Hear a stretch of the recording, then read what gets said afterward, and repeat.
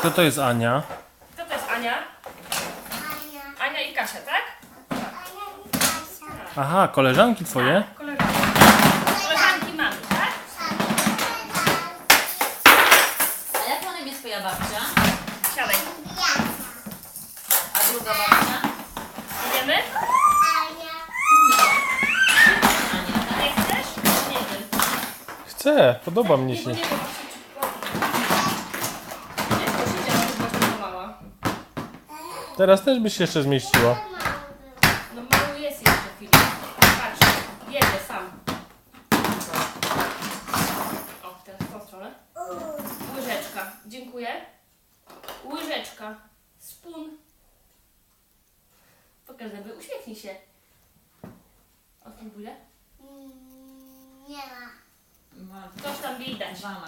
Coś tam widać. Jedziemy. Ja mogę to. Jedziemy? To jedziemy.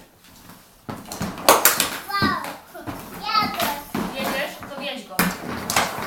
Ja porysuję podłogę. Jo.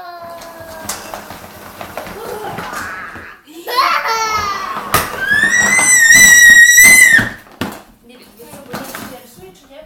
Myślę, że nie wiesz. Nie, chyba nie. Nie. Idziemy?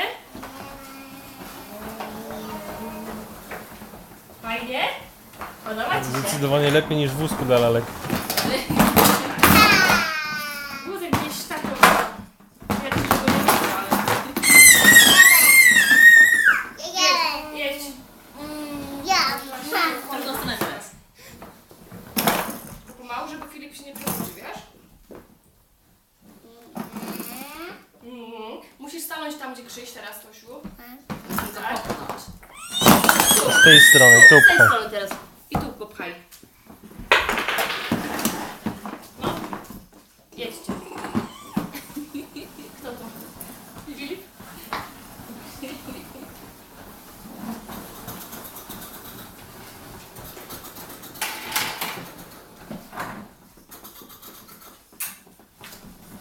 Za Boga ojca nie zaśnie, będzie tak podekscytowany. Wiesz o tym, że pierwszy raz dały buzi i to była